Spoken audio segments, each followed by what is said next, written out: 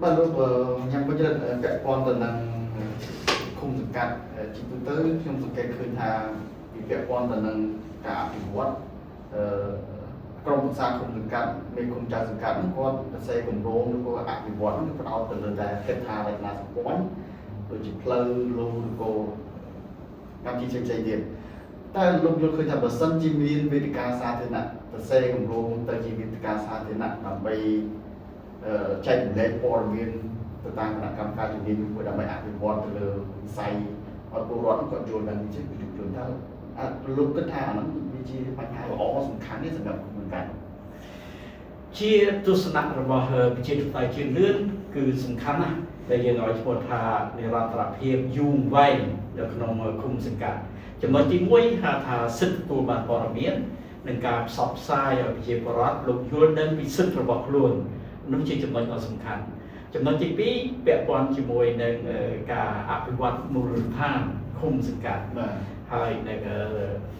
ธรรมรัฐเราตามโดยเฉพาะเมียนใจเลยเมียนการประชุมประชีพรัฐจีสาเวทการสาธารณะของสลากคุมไม่ใช่ได้กับได้ยังสเก็ตเคยจะเนเมียนการคลาขาดแต่ยังน้อยมาตรการอนุวัตมันมาเป็นเอง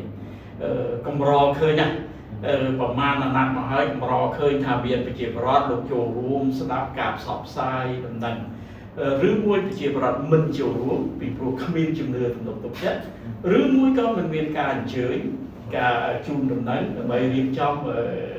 มีการฉุกจุ่มคนี้เราขนมสลากคุมสกัดจำนวนที่ปีเด็กจำเลยแปะปอนจุ่มมวยในมูลนิธิอภิวัตคุมแต่ออกในตราจะมีนำลาเพียบบางจังทุ่มคงมีการรีจิมราปิดประกอบตอนเรียนนำลาเพียบจมวยในทักวิกาจมโนนจมนายมูลนิธิคุมสกัดปีโปรจงเรานี่ยังสังเกตเคยจากใบคลีเรื่องนี้เรื่องนู้จมนายมันซ้อมสอบกับแต่ยังจำเอาคล้ายกันชิมประปอยมวยแต่เอาจมูกทาตำลาเพียบในแกนนีเพียบระบบตรงสายคุมสกัดโดยใช้ไปเชื่อใต้ชื่อเรื่องบันใจอย่างฉบับดับใบกำจัดเปิดผู้ลุยกำจัดดับปีนิสัยรัดดำลาเพียบแกนในเพียบแต่ยังปลายเปียมาเคลียร์สลบหาท้าโกลกาอภิบาลไก่ล้อปัสนายังเคยกิจการที่บ้านภูมิคุ้มทางเวียนการอภิวัตเหตุทาราชนาสมบัติหนึ่งเรียนคุณเพียบให้ปิจิปรัตไปเจียมจากชนะลงปานตามด้านปีกาจำนวนจำนายหรือสำคัญนะมันจะได้นำกับเมียนเรื่องซุ่มกลุ่มกุบกิดเจ้าลายมาน้องเลื่อนนะน้องเลื่อนน้องเชื่อเรื่องมวยกัวชิดบาลเหมือนเดิมให้เชื่อเรื่องมวยกัวสาวสลายจิตมันพัดหาท้าการอภิวัตมันเมียนในรันตระเพียบเป็นเมียนกุลเพียบลูกก็จะได้แปะปอนแต่นังการโจรมาจีบร้อนเป็นคลาสที่ทางโปรอนประตูโปรอนคนผมโจรมาโปรอนเชื่อเรื่องโกมาเป็นโปรอนthời ban này nhiều bài người mua tham bằng like mọi con đăng đường vậy này chỉพอrồi hàng mua tham mà còn ถึงอันนี้ยังสังเกตเหมือนเจ็ดสไลด์สั้นส่วนถ้าตาเฉียดกาฟีไม่พุ่งกอดบานดาวช่วยไว้คลาเราไปนั้นมันยังจับเราโยธาโอ้ไปเฉียดบอลของภูมิคุ้มลูกเรียนการร้องกาฟีคลายแปะปอนเรื่องนี้แปะปอนเรื่องนู้นจะได้นังการเป็นใจมันแต่เดี๋ยวบองเรื่องของการโชว์ร่วมโดยใช้ไปเฉียดไตเฉียดเลื่อนสมรู้ยึดติดจัดเฉียดรัฐไปลงโชว์ร่วมสนับโชว์ร่วมตามด้านก็ชวนจมวยในเพียบชื่อเรื่องในวิจัยแบบเชี่ยเรียนบรรณาสังคมแต่เพื่อเอาปรมีนโลกจับตามสตูบ้านตามตุลซับบางดังบางลือคบปีมนโดยฉะนั้นยังสังเกตเคยถ้าเรามีเมียนเพียบชื่อเรื่องในการชุมนุมของเชียร์ประตามไปยังบรรณาสังคมโลกจับตามดังจับตามโยธาโอการอภิวัตมูลฐานภูมิคุ้มมีปัญหาชนะนะเป็นโปรถาวิกาบ้านไปให้เทียมกับ$10,000ขนมไปชนะไอ้แบบกิจกรรมนักพลังชนะมัน$1,000,000ส่วนถ้ามัน$1,000,000นั้นอภิวัตมาในคลาไอ้ภาษายังโยกมรงอภิวัตภูมิคุ้มโยมเมอร์ยังรัฐกรรมยังโยมเมอร์มีการเพียรพาคลั่งเหมือนเดิมได้เอาชมท้าดำไล่ในการดังไล่ดำไล่รัฐกรรมนั้นคือกลัวเพียรพาคลั่งเหมือนเดิมลูกยังไม่จะแปะปอนแต่นังกูจะไปปัจจุบันตาสันเชียลูกมันรีบไปจนโดยดักไปจนหนึ่งคงนานหมดแต่ลูกเฮียนเอา phải chuẩn bị cùng vào luôn phần giá thành riêng cái cá ở bộ rock đằng này ជាគោលការណ៍របស់គណៈបកប្រជាធិបតេយ្យជឿនលឿនគឺនៅពេលដែលប្រជាប្រដ្ឋលោកគាំទ្របកប្រជាធិបតេយ្យជឿនលឿនឈ្នះដឹកនាំទៅជាមេឃុំឬចៅសង្កាត់គឺត្រូវតែអនុវត្តទី1ហៅថាមានវេទិកាជាប្រចាំខែនៅក្នុងសាលាសង្កាត់ឬក៏នៅសាលាឃុំដោយអញ្ជើញប្រជាប្រដ្ឋទៅចូលរួមទី2ត្រូវបង្ហាញរបាយការណ៍ចំណូលចំណាយមូលនិធិឃុំទី3លទ្ធកម្មត្រូវត្រួតពិនិត្យយ៉ាងដិតដល់ជាទីបំផុតមិនអនុញ្ញាតឲ្យមានការគប់គិតគ្នាប្រព្រឹត្តអំពើពុករលួយទេដូច្នេះជាគោលការណ៍របស់គណៈបកពីព្រោះជាគោលការណ៍របស់យើងសំខាន់បំផុតដើម្បីជួយប្រទេសជាតិនៅពេលនេះគឺលុបបំបាត់អំពើពុករលួយឲ្យបានដូច្នេះការលុបបំបាត់អំពើពុករលួយពីថ្នាក់ជាតិរហូតដល់ថ្នាក់មូលដ្ឋានឃុំសង្កាត់ពីព្រោះលុយទាំងអស់នេះជាលុយពន្ធរបស់ប្រជាពលរដ្ឋគួរឲ្យសង្វេគណាប្រជាពលរដ្ឋលោកខិតខំបង់ពន្ធយ៉ាងច្រើនដែលជាបន្ទុករបស់គាត់ហើយស្រាប់តែយកទៅមន្ត្រីមួយចំនួនយកទៅគប់គិតគ្នាពុករលួយហើយការអភិវឌ្ឍមូលដ្ឋានភូមិឃុំនេះរហូតដល់មានកំ pl ែងគេនិយាយលេងតែផ្លូវធ្វើជាប់នេះជាដើមដូច្នេះយើងត្រូវដឹងថាប្រជាពលរដ្ឋពិតតែគាត់មិនហ៊ានសម្ដែងមតិជាចំហមែនក៏តែពាក្យខ្លះគឺអាចយកមកគិតពិចារណាបានពីព្រោះវាស្ដែងចេញពីតថភាពជាក់ស្ដែងនៃសង្គម បាទអរគុណនៅចំពោះការបកស្រាយពាក់ព័ន្ធទៅនឹងមូលនិធិគុំកាន់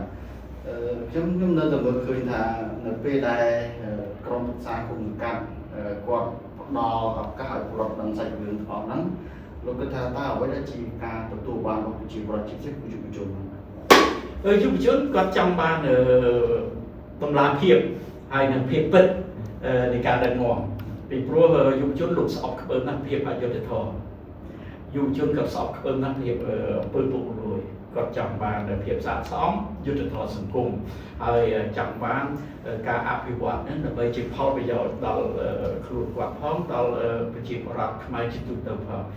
ដូច្នេះរឿងនេះសំខាន់ណាស់ដែលចង់ឲ្យយុវជនចូលរួមបញ្ហាសង្គមសេដ្ឋកិច្ចនយោបាយក៏យើងជំរុញលើកទឹកចិត្តនិងផ្ដល់ជំនឿទុកចិត្តទៅដល់យុវជនរបស់យើងដែលជាយុវជនបន្តវេនបាទលោកបញ្ហាពាក់ព័ន្ធទៅនឹងបញ្ហាមួយទៀតអ្វីដែលយើងឃើញសប្តាហ៍ហ្នឹងយើងសង្កេតទៅលើហេដ្ឋារចនាសម្ព័ន្ធប្រព័ន្ធពលហ្នឹងន័យថា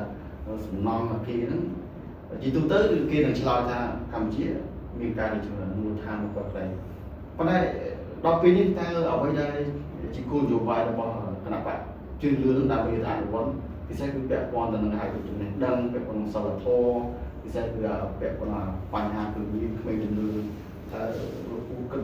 ផ្នែកហ្នឹងក៏យកទៅអភិវឌ្ឍនៅមូលដ្ឋានបែបណាអ្វីដែលជាគោលនយោបាយ គន្លឹះសំខាន់គឺត្រូវផ្ដើមចេញពីវិស័យអប់រំវិស័យអប់រំមាន2ដែលយើងយល់ឃើញថាផ្នែកអាណាចក្រនិងផ្នែកពុទ្ធចក្របើយើងនិយាយពីផ្នែកអាណាចក្រយើងមានជារចនាសម្ព័ន្ធជាប្រព័ន្ធក៏ប៉ុន្តែត្រូវពង្រឹងគុណភាពនិងកម្មវិធីសិក្សាបើនិយាយពីពុទ្ធចក្រយើងមានរចនាសម្ព័ន្ធ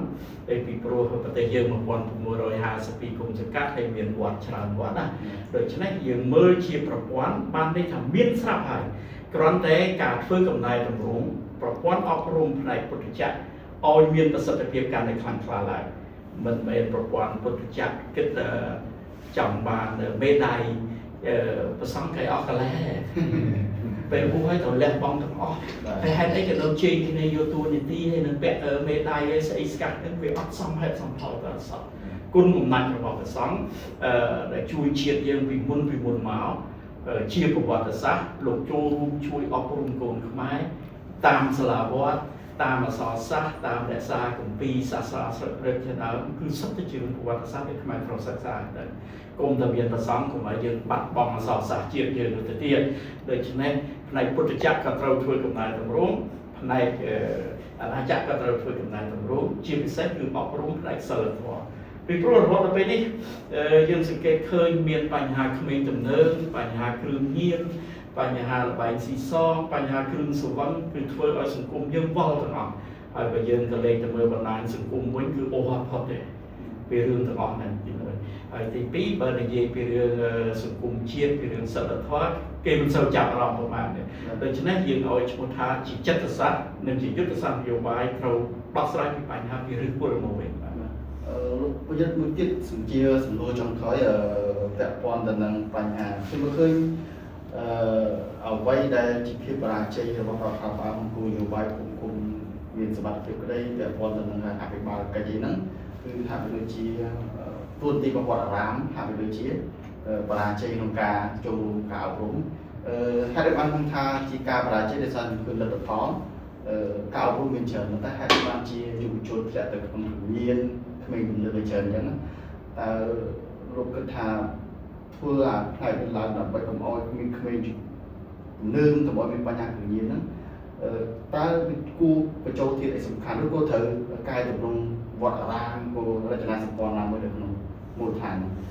ខ្ញុំលើកបានមិនកែតម្រង់វិស័យអប់រំតែអាណាចក្រនិងពុទ្ធចក្រក៏ប៉ុន្តែវិស័យមួយដែលសំខាន់ជាទីបំផុតដែលខ្ញុំតែងតែលើកហើយលើកទៀតគឺវិស័យព័ត៌មានវិស័យផ្សព្វផ្សាយបើវិស័យផ្សព្វផ្សាយនៅរំសាយគ្រឿងសង្វឹងតាមផ្លូវវិស័យផ្សព្វផ្សាយនៅតាមបណ្ដាញសង្គមហូរហៀពីគ្រឿងសង្វឹងពីនេះទាំងប្រមាណគឺជារឿងមួយធ្វើឲ្យជ្រាបចូលទៅក្នុងយុវជនទៅដល់ក្មេងៗហើយពីព្រោះព័ត៌មានលោកជ្រាបស្រាប់ហើយព័ត៌មានប្រទេសលើបណ្ដាញសង្គមយើងអត់ដឹងថាក្មេងអាយុប្រហែលដែលលោកចូលអានទេប្រព័ន្ធផ្សព្វផ្សាយតាមថ្នល់ជីឡានទៅយើងឃើញទាំងអស់មិនថាក្មេងមិនថាចាស់ដូច្នេះវាជ្រាបចូលម្ដងបន្តិចហើយរឿងទាំងនេះត្រូវវិស័យផ្នែកប្រព័ន្ធផ្សព្វផ្សាយព័ត៌មាននឹងត្រូវរឹតបន្តឹងខ្លាំងមែនទែនពាក់ព័ន្ធជាមួយនឹងគ្រឿងសង្វឹងពីព្រោះជាកត្តាមួយយើងប្រើពាក្យថាជាកត្តាមួយដែលអាចនាំមកគ្រោះថ្នាក់ចរាចរណ៍នាំមានអំពើហិង្សាក្នុងគ្រួសារបាត់បង់ថវិកាជាតិដោយសារគ្រឿងសង្វឹងដូច្នេះទាំងអស់នេះគឺយើងត្រូវគិតដល់ស៊ីជម្រៅគឺប្រព័ន្ធផ្សព្វផ្សាយនឹងទាំងអស់បាទលោកបញ្ញត្តិពាក់ព័ន្ធទៅនឹងបញ្ហាណាដែលពេលដែលលើកពីរឿង